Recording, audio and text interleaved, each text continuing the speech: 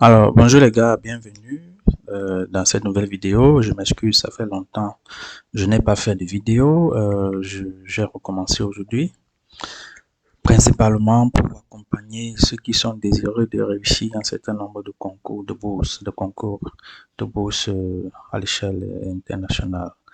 Alors, cette présentation qui s'articule autour de 3 points concerne le concours de l'IFORD et aussi le concours de l'ICA et de l'IIA.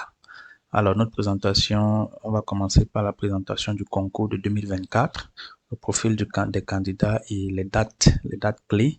Ensuite, nous allons vous présenter notre offre, nos offres pour vous aider à réussir au concours de l'IFORD et bien d'autres concours en 2024. Et enfin, nous allons vous proposer la correction d'un exercice IFORD B 2023 et IFORD A 2019. Donc, sans plus tarder, on va passer au vif du sujet. Concernant la présentation du concours 2024, quel est le profil des candidats et quelles sont les dates clés? Pour cela, nous allons aller regarder la brochure de concours. Donc, voilà le dépliant du concours 2024, Institut de formation et de recherche démographique. Il faut noter que le concours de l'IFORD, c'est un master professionnel en démographie. L'avantage de ce master, c'est que ça vous donne la possibilité de postuler, de continuer en PhD de démographie directement. Alors, les conditions d'admission sont les éléments suivants. Alors, il faut être reçu au concours, donc il faut réussir le concours.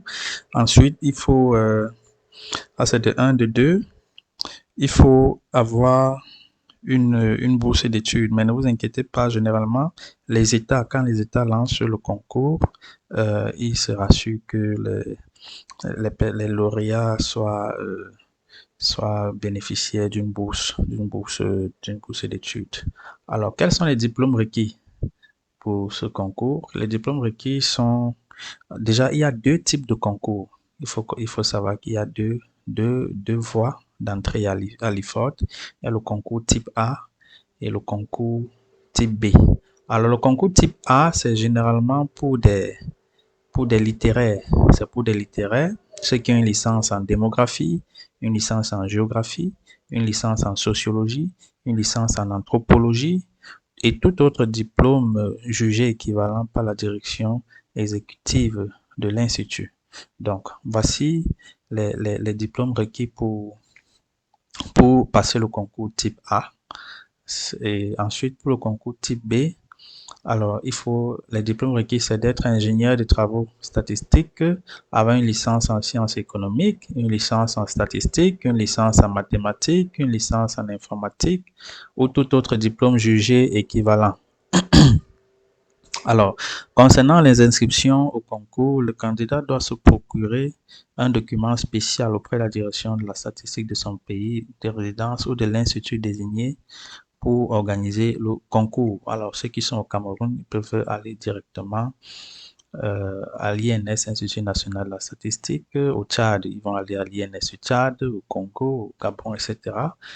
Attention, attention, la date limite pour les inscriptions est donnée ci-bas, c'est le 29 décembre. D'accord, c'est le 29 décembre. La date limite, c'est le 29 décembre 2023.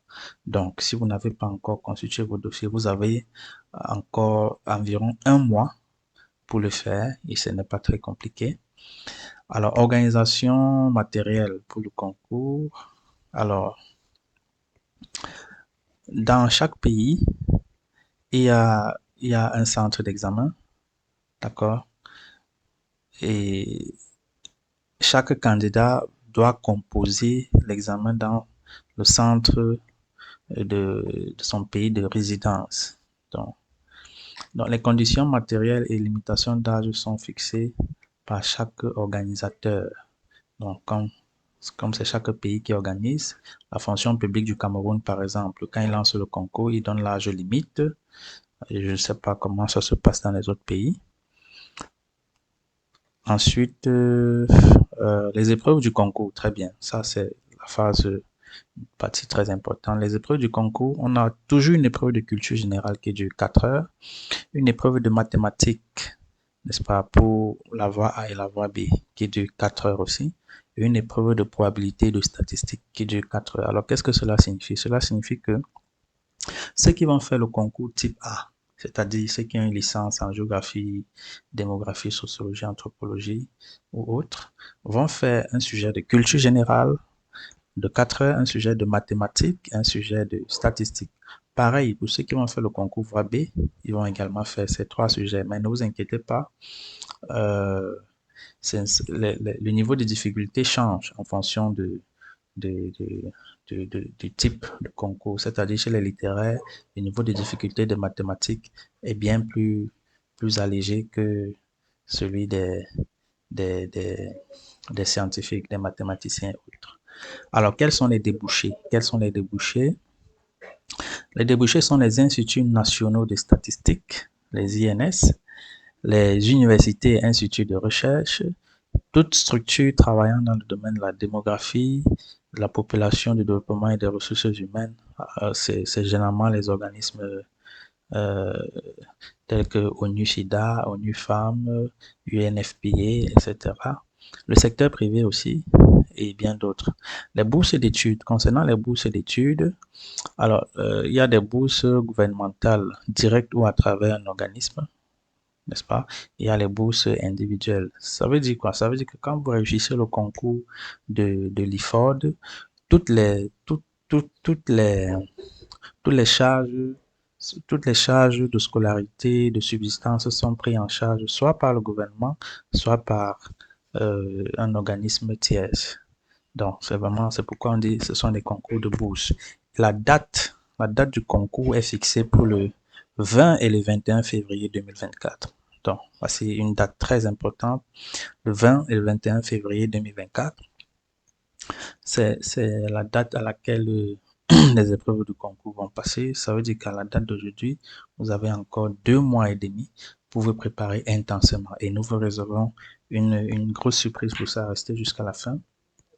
Ensuite, après avoir présenté le concours de l'IFOR de 2024, nous allons passer au deuxième point de notre présentation, qui sont nos offres pour vous aider à réussir au concours de l'IFOR de 2024. Alors, premièrement, nous avons pris le temps de concevoir un document complet et unique en son genre. Un document complet et unique en son genre.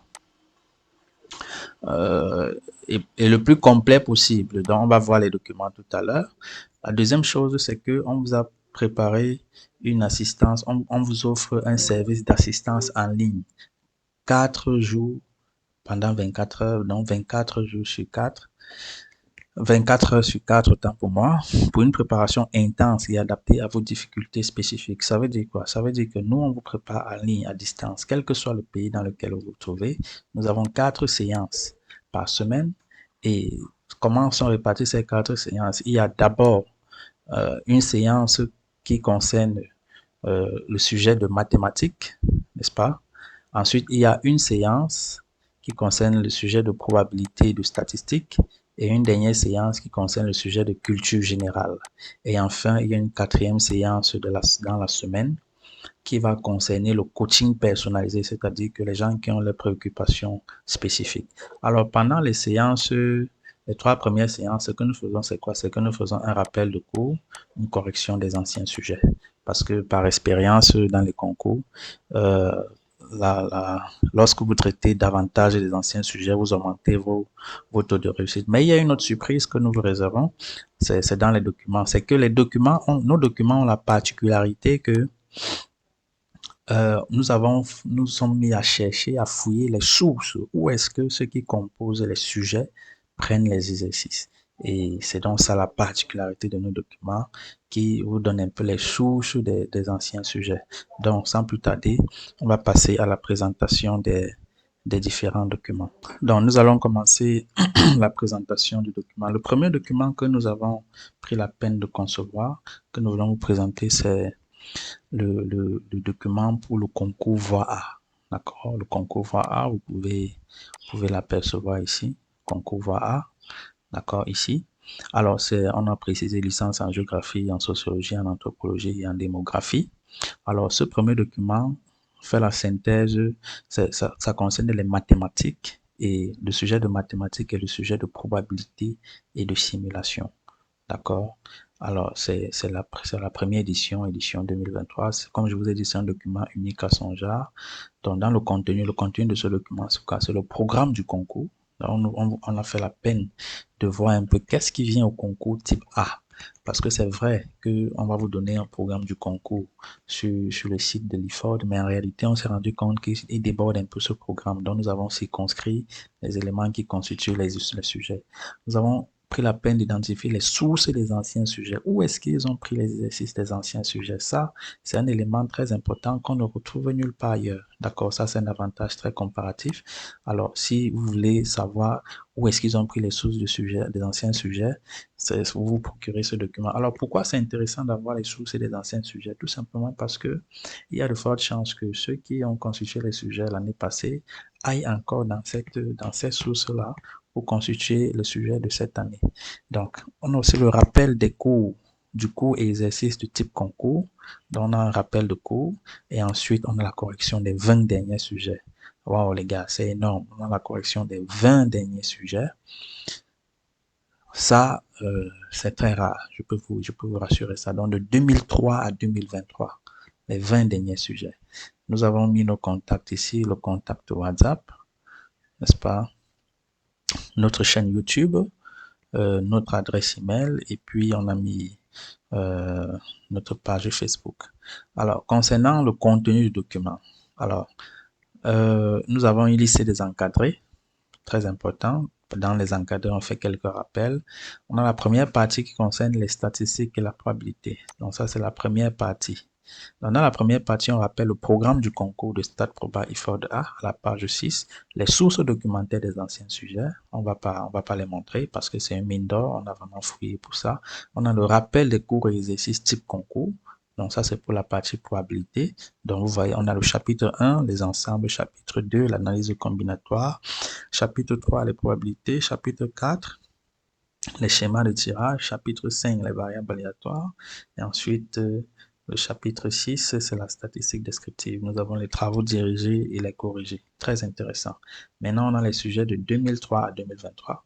Donc voilà les sujets et les corrections plus bas. Nous avons aussi la table de priorité des statistiques. Nous avons la deuxième partie qui concerne les mathématiques. Là, nous avons aussi présenté le programme, la source documentaire des anciens sujets de mathématiques, les anciennes épreuves de mathématiques de 2003 à 2023. D'accord? Donc, voilà les sujets et les corrections. Donc, on a les encadrés qui font un peu quelques rappels de certaines notions qui viennent régulièrement au concours. D'accord? Donc, première partie, probabilité et statistiques. Voilà le programme de probabilité et statistiques, comme on vous l'a promis, etc. Donc, passons au deuxième document. Le deuxième document, c'est le deuxième document que je souhaite vous présenter. C'est le document du concours type B. C'est à peu près la même structure. Donc, on a un sujet, un document de près de 300 pages, je crois, qui qui parle du sujet de mathématiques et le sujet de probabilité et statistique. Dans le contenu du document, c'est le même. On a le programme du concours, les sources et les anciens sujets, les rappels de cours type exercice, type concours, pardon, et la correction des 20 derniers sujets. Donc voilà un peu, ainsi de suite, avec les corrections. Ça c'est pour le deuxième document qui est vraiment unique à son genre. Nous allons pas entrer plus dans les détails. D'accord? Nos contacts sont les mêmes. Ensuite, nous avons le bord de culture générale. Le bord de culture générale, très important. Vous ne pouvez pas, pour augmenter vos chances de réussite à ce concours, vous devez avoir une bonne note en culture générale. Ici, on parle du programme du concours, on parle des thématiques de développement actuel, parce que le concours, il faut être informé, il faut être à la une de l'information et des thématiques, des problématiques actuelles. Ça, nous les abordons. On a le rappel des méthodologies, on a la correction des 20 derniers sujets. Donc, voilà pour le deuxième document, culture générale. Donc, voilà présenté de manière sommaire les différents documents. Donc, revenons maintenant à notre présentation. La deuxième chose que nous vous proposons pour augmenter vos chances de réussite à ce concours. C'est une assistance à distance, une assistance en ligne.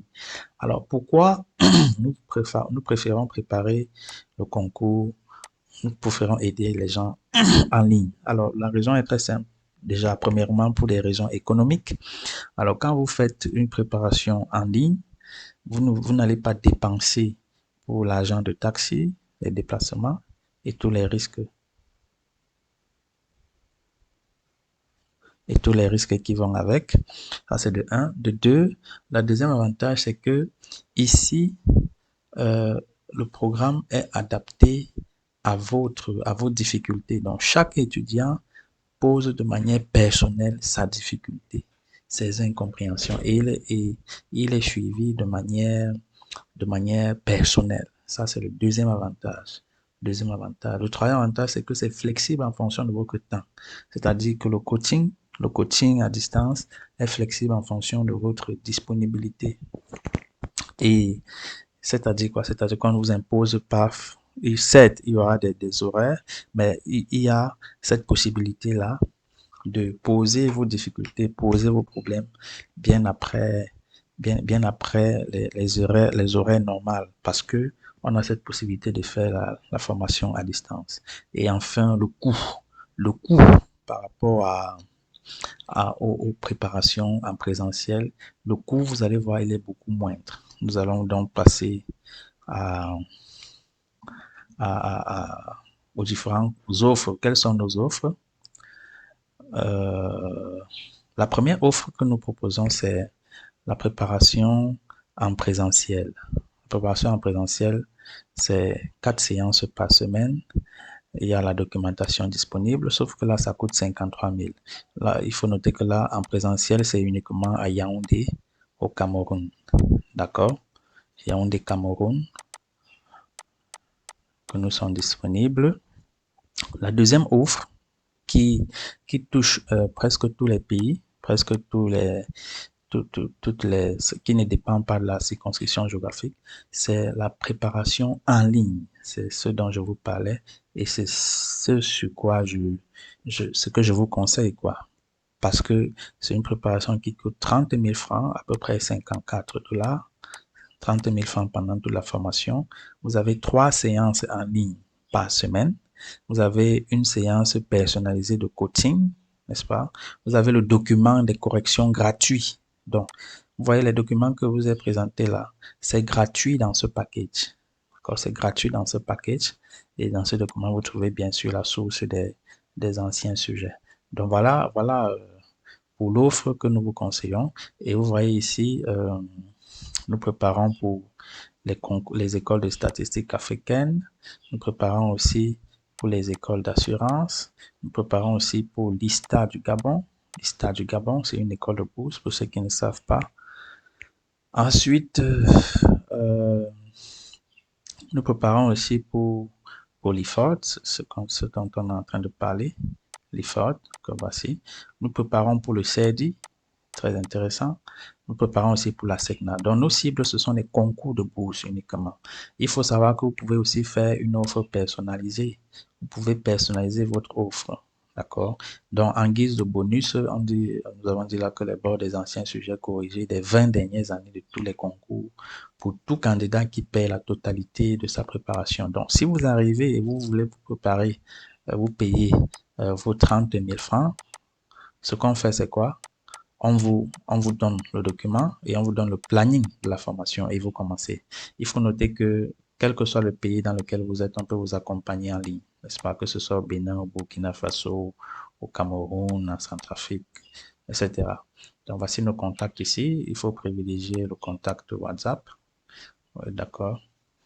Ou bien mon adresse email que je vais vous présenter plus bas. Alors, donc, préparation intense, IFOD, IIA, ICA. Donc, nous préparons sur 5 mois à 30 000 francs CFA, 54 $. Nous avons 3 séances en ligne par semaine.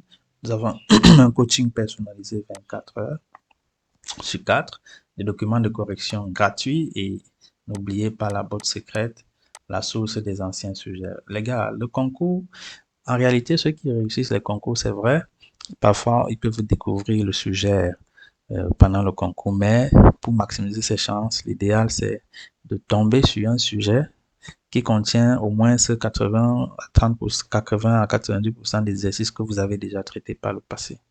Donc voilà donc l'offre que nous souhaitons vous faire et nous restons à votre disposition. Quel que soit le pays où vous êtes, contactez-nous par WhatsApp, bien sur notre chaîne YouTube et on va vous revenir maintenant. Voilà les concours pour lesquels nous préparons. Il y a l'ISTA du Gabon pour être management des projets. Il y a IEF, ceux qui ne connaissent pas, c'est très intéressant. Nous préparons aussi. Nous préparons pour la SECNA. Nous préparons pour l'IIA, l'Institut international des assurances, pour les écoles de statistiques, pour l'IFOD et pour le CEDI. Donc, voilà présenté de manière sommaire.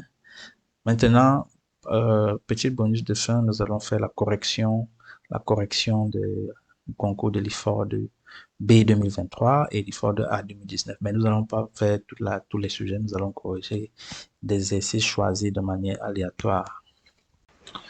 Ok, donc on passe à la dernière partie de la vidéo qui concerne la correction des sujets IFOR de B 2023 et IFOR de A 2022.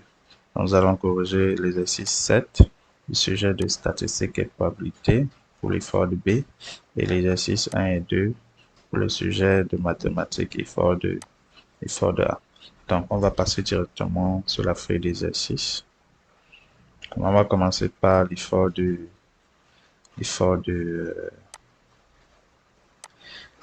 B. Donc, ça, c'est l'exercice l'effort de B 2023, l'exercice 7. C'est un exercice relativement simple qui parle des lois normales multidimensionnelles. Donc, on a donné un vecteur aléatoire gaussien x, que voici, un vecteur gaussien de dimension n, de loi normale centrée réduite et un paramètre θ qui appartient à r puissance n. Et on définit la variable aléatoire y qui est égale à la norme de x plus θ au carré, qui est égale à la somme des xi carré. Donc ça, c'est la norme euclidienne. Donc y suit une loi liquide à n degrés de liberté et d'excentricité lambda qui est égale à la somme des θ i au carré, dont la norme de θ au carré. Donc première question, de montrer que la loi de y ne dépend que de la norme de θ et non de θ lui-même. Donc ici, on va considérer deux θ, dont θ et θ', tel que θ est différent de θ', et que la norme de θ est égale à la norme de θ'. Et nous allons montrer que la norme de x plus θ, n'est-ce pas, la norme de x plus θ suit la même loi de probabilité que la norme de x plus θ'. Donc c'est ce que nous allons montrer. Donc sans plus tarder, on va passer à la correction. On va passer à la correction. Donc, nous avons préparé la correction. Donc pour la première question, on va considérer deux paramètres θ et θ' de r puissance n qui ont pour coordonnées respectives θi et θ'i et qui vérifient la norme de θ égale à la norme de θ'. Donc l'idée c'est de montrer que la norme de x plus θ, c'est-à-dire y, qui est égale à cette norme, et la norme de x plus θ' ont la même loi de probabilité. C'est ça l'idée. Donc nous savons que θ plus x va suivre une loi normale de paramètre θ in et θ' plus x va aussi suivre une loi normale de paramètre θ' in. Donc pour montrer que la norme de θ plus x ne dépend que de la norme de θ et non de θ lui-même, il suffit de montrer que la norme de x plus θ et la norme de x plus θ' ont la même loi de probabilité. Et on va partir du fait que la norme de θ égale à la norme de θ'. Ça veut dire quoi? Ça veut dire qu'il existe une matrice orthogonale A telle que θ' est égal à A fois θ. Vous connaissez la définition d'une matrice orthogonale. Une matrice A est orthogonale si transposée de A multiplié par A égale à l'identité. C'est ça une matrice orthogonale. Maintenant, qu'est-ce qu'on a? On a donc A multiplié par X qui est égal à AX plus Aθ qui est égal à AX plus θ prime, parce on a posé θ prime égal à Aθ. D'accord, donc on a remplacé ceci, Aθ par θ prime. Maintenant, si on calcule dans la norme de x, la norme de x plus θ, qu'est-ce qu'on a? C'est égal à la norme de A multiplié par x plus θ au carré. Ça, c'est parce que la matrice A est orthogonale. D'accord, pour une matrice orthogonale, il faut noter que si vous calculez la norme de AU, c'est égal à la norme de U. C'est pour les matrices orthogonales. Donc, c'est donc égal à quoi? C'est donc égal à la norme de AX plus θ prime, parce qu'on a dit que θ prime c'est Aθ. D'accord? Or, on sait que AX suit une loi normale paramètre 0 IN. Donc, ça c'est toujours parce que A est une matrice orthogonale. Donc, AX plus θ prime va suivre la loi normale θ prime IN. Donc, qu'est-ce qu'on vient de montrer? On vient de montrer que θ prime plus X suit la loi normale de paramètre θ prime IN, et aussi que AX, AX, ou bien je veux dire θ prime plus AX aussi, suit la même loi. La loi normale de paramètre θ prime IN. On vient de montrer ça. Donc, qu'est-ce que ça veut dire? Ça veut dire que la norme de la norme de x plus θ au carré a la même loi que la norme de x plus θ prime carré. Pourquoi? Parce qu'on a montré que la norme de x plus θ carré, c'est-à-dire la norme de x plus θ carré, on a montré que ça est égal à la norme de ax plus θ prime au carré. On a montré que c'est la norme de ax plus θ prime carré. On a aussi montré que ax plus θ prime et x plus θ prime ont la même loi. D'accord? Ça veut donc dire quoi? Ça veut donc dire que la loi de AX, la loi de la norme de AX plus θ prime au carré, c'est la même loi que la norme de X plus θ prime au carré à cause de cette hypothèse, à cause de cette démonstration. Donc ça démontre la première question. Maintenant, si on passe à la deuxième question, de calculer l'espérance et la variance de Y. Donc, on passe à la deuxième question. Ici, nous allons montrer que l'espérance de Y est égale à n plus la norme de θ au carré. Il y a le carré là, autant pour moi. Et que la variance de Y est égale à 2 fois n plus 2 fois norme de θ au carré. Donc, en effet, qu'est-ce qu'on a? On sait que Y est égal à la somme des xi plus θ au carré, i allant de 1 à n. Et lorsqu'on développe, ça va faire la somme des xi carré plus 2, c'est θ i ici, plus 2xi θ i plus θ i au carré, d'accord, i allant de 1 à n. C'est exactement ce qu'on a trouvé ici. Donc, si on passe donc à l'espérance mathématique, comme l'espérance mathématique est linéaire, ça veut dire que l'espérance mathématique de cette somme est égale à quoi? Est égale à la somme des espérances mathématiques que voici. Or, nous savons que les xi suivent chacune les lois normales centrées réduites. Ça veut dire que l'espérance mathématique de xi égale à 0 et aussi que l'espérance mathématique de xi au carré égale à 1. Donc, c'est pourquoi ici, nous avons donc cette quantité-ci, ça va donner 1. Cette quantité-ci, ça va donner 0. L'espérance de θ i au carré, c'est encore θ i au carré. C'est la raison pour laquelle on obtient cette relation. Alors maintenant, si on somme 1, la somme des 1 i allant de 1 à n est égale à n. Ça là, ça fait 0 ici. Et la somme de θ I carré, la somme de θ I carré, c'est lui là. Donc, on démontre donc que c'est égal à n plus la norme de θ au carré. Pareil pour la variance. Pour la variance, on a variance de y est égale à... Bon, la variance c'est une forme quadratique. C'est-à-dire que ici on aura variance de y qui est égale à la somme y allant de 1 à n. Comme les x sont indépendants et identiquement distribués, ça va faire la somme des variances de xi. Ok. Donc, plus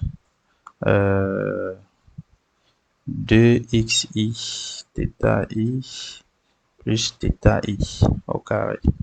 Donc, c'est égal à la somme de cette variance. Soit la variance étant une forme quadratique, ça va faire la somme y allant de 1 à n de variance de xi plus 4 θ I carré variance de xi plus variance de θ I au carré. D'accord. Or, variance de θ I au carré, cette quantité ici c'est 0. On va rester avec ça et ça. C'est ce que nous obtenons ici. Donc, variance de y est égale à variance de xi carré plus 4 θ I carré variance de xi. Or, variance de xi carré, on peut voir que c'est égal à... Donc, ok. Donc, qu'est-ce qu'on obtient? On obtient que variance de xi au carré, comme les xi suivent les lois normales centrées réduites, n01, variance de xi carré va être égale à 2. Lorsqu'on va calculer, c'est le moment centré, lorsqu'on va calculer cette expression. Bon, on peut calculer pour une loi normale centrée réduite, à quoi est égale la variance de xi carré, c'est égal à e de xi puissance 4 moins e de xi carré, tout au carré. Alors, cette valeur-ci, on connaît, c'est égal à 1. Celle-ci, on peut la calculer en utilisant l'intégration par partie. On sait que e de xi puissance 4 est égal à l'intégrale sur r de xk puissance 4 fois la fonction de densité de la loi normale centrée réduite. Donc, on démontre que ceci est égal à, c'est égal à 5. Bref, c'est le moment centré d'ordre 4. On demande que c'est égal à 3, autant pour moi, à 3. Ok, donc on trouve donc que la variance est égale à ça. Enfin, la dernière question c'est si xi est une variable aléatoire indépendante de loi respective nmi sigma i, on dit que u égale à la somme des xi carré est une loi de Guy décentrée généralisée. On demande de calculer espérance de u, n'est-ce pas? Espérance de u et variance de u. Donc, on passe directement à la correction. Alors, pour calculer espérance de u et variance de u, qu'est-ce qu'on a fait?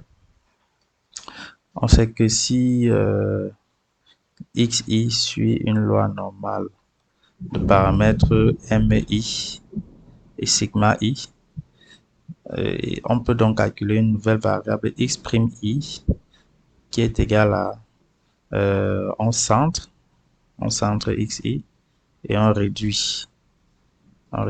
Donc, pour centrer, on soustrait la moyenne.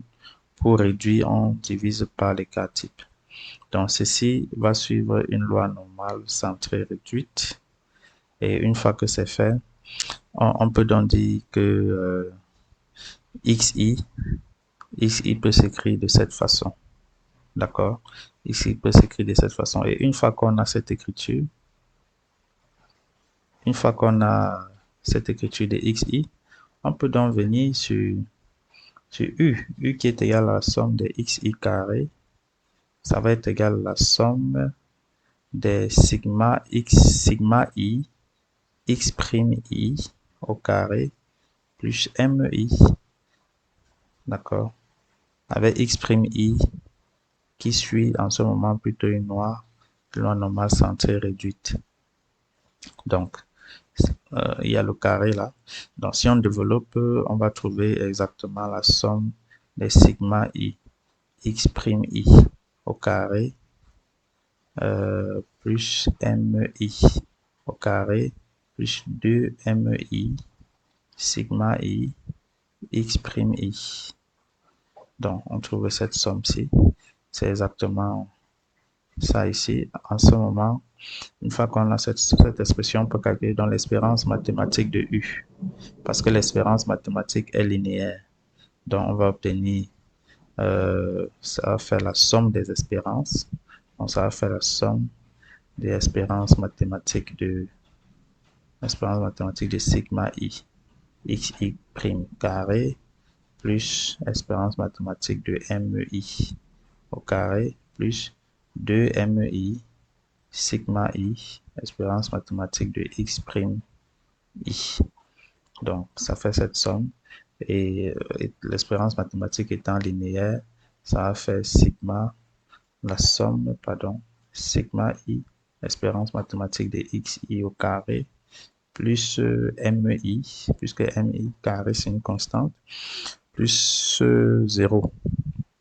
Pourquoi? Parce que xi x'i sur une loi normale centrée, donc espérance de x' i égale à 0. Donc, cette quantité-ci vaut 0.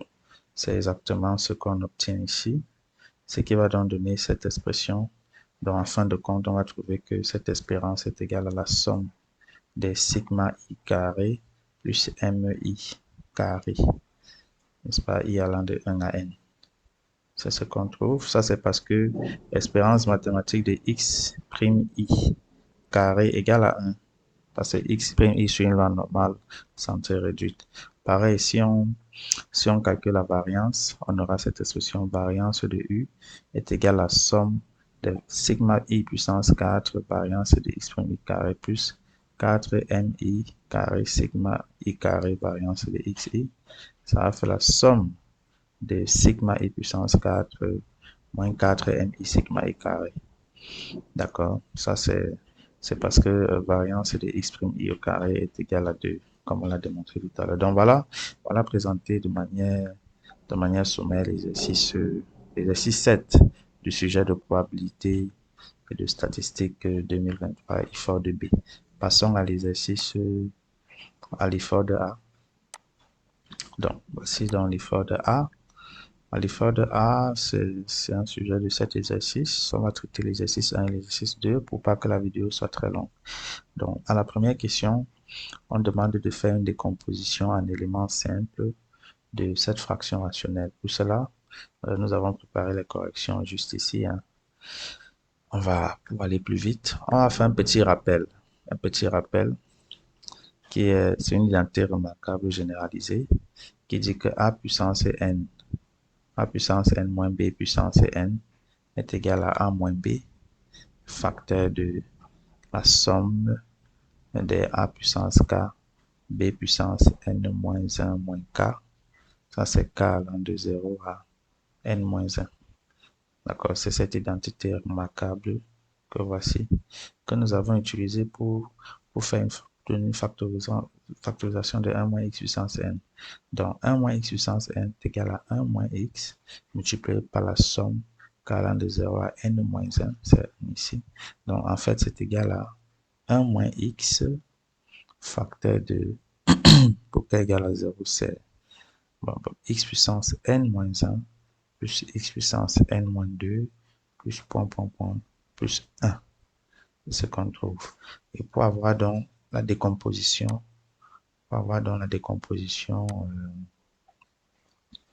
de 1 sur 1 plus x, on utilise la remarque suivante.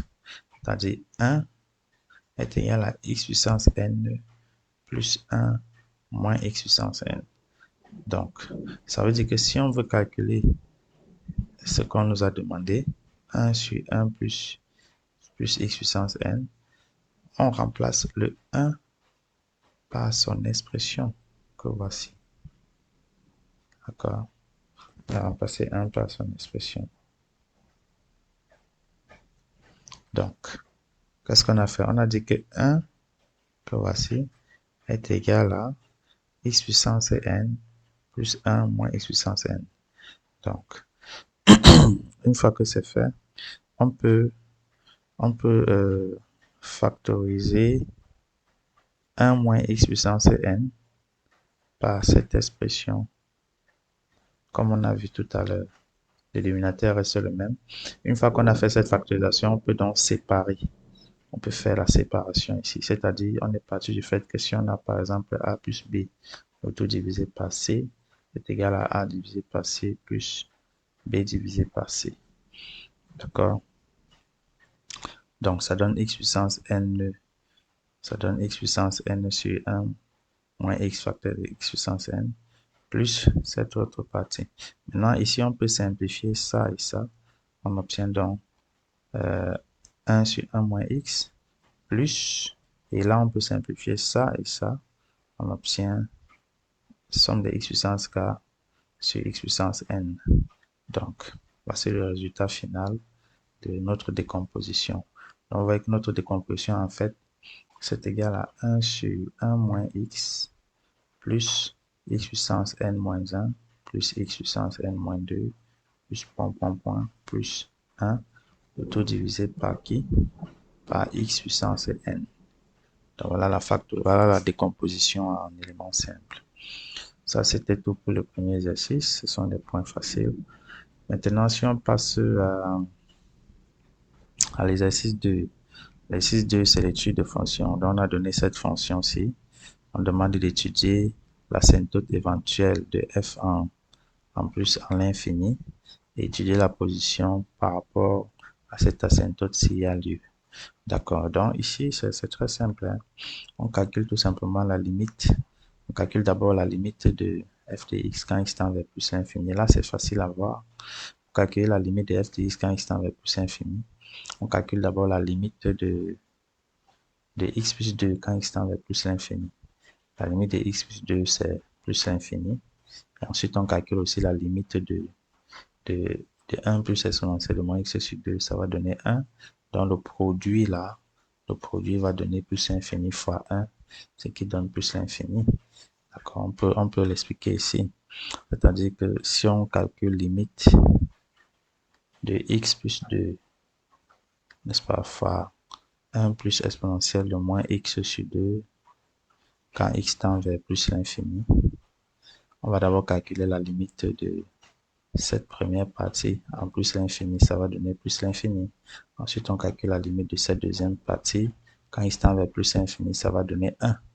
D'accord? Parce que exponentielle de moins x sur 2, si vous calculez sa limite, quand x tend vers plus l'infini, ça va donner 0.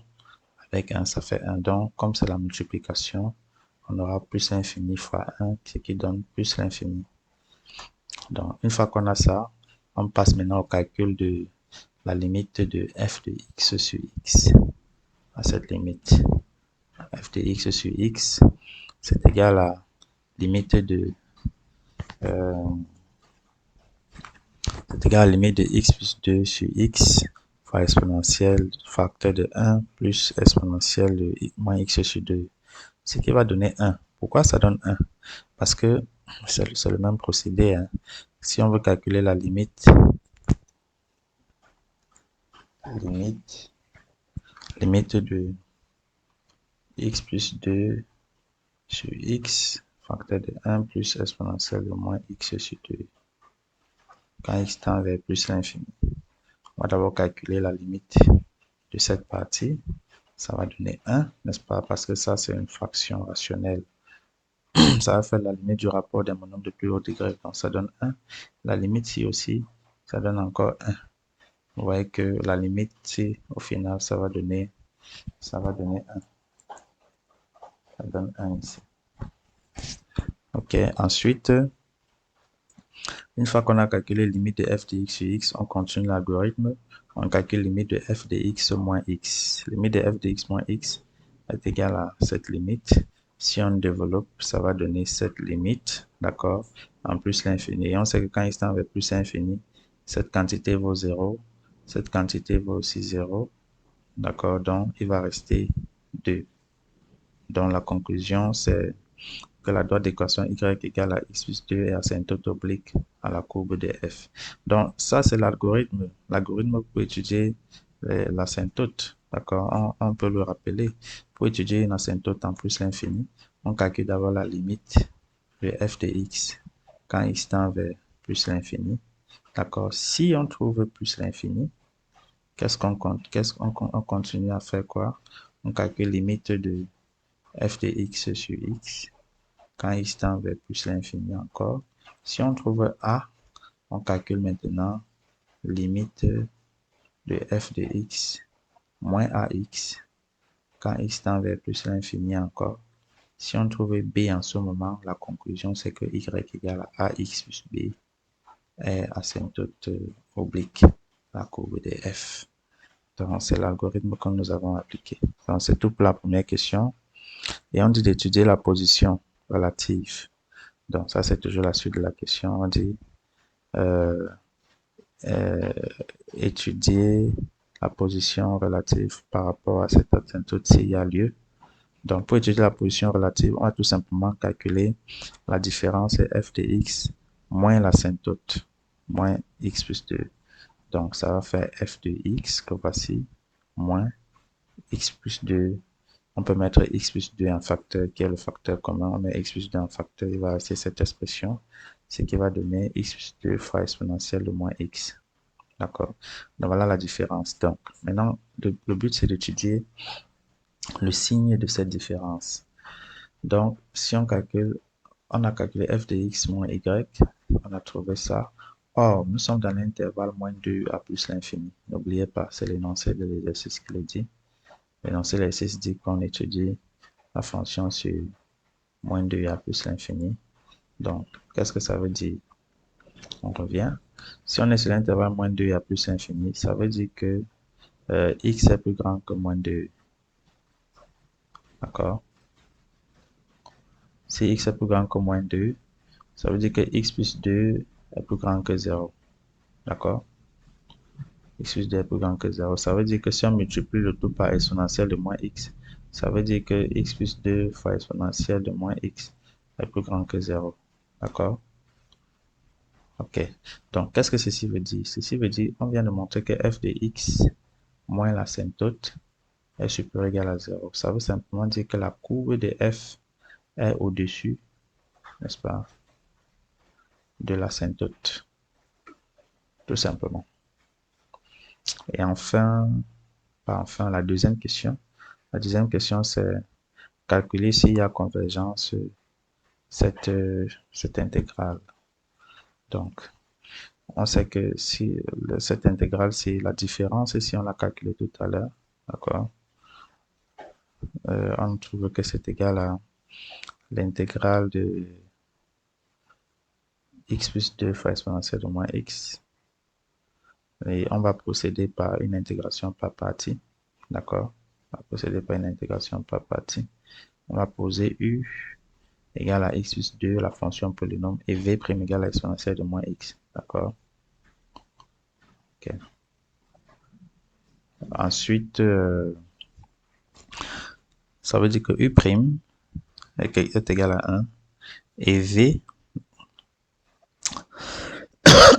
pardon, et v et non v', d'accord, ça c'est v de x égale à moins 1 demi exponentielle de moins x sur 2. Donc, qu'est-ce qu'on obtient? On obtient que cette intégrale-ci est égale à uv moins cette intégrale, ce qui va donner 0 fois plus 1 demi fois cette intégrale, ce qui va donner en fin de compte exponentielle de 1 divisé par 4. Donc, le résultat final, c'est que cette intégrale-là est égale à exponentielle sur 4. Et on dit, en dernière question, on demande d'interpréter graphiquement, donner une interprétation graphique. Pour faire une interprétation graphique, c'est simple. On va tout simplement dire que cette intégrale, lorsqu'on calcule l'intégrale de moins l'infini, de moins 2 autant pour moi, de moins 2 à plus l'infini, de f de x moins x plus 2 de cette intégrale dx.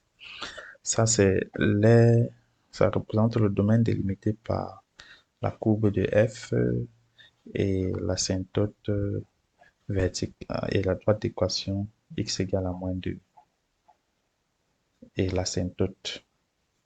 D'accord, donc on a délimité la courbe par la droite d'équation x égale à moins 2 et l'asymptote. Ça représente donc cette surface-là. Bon, on n'a pas dit de tracé.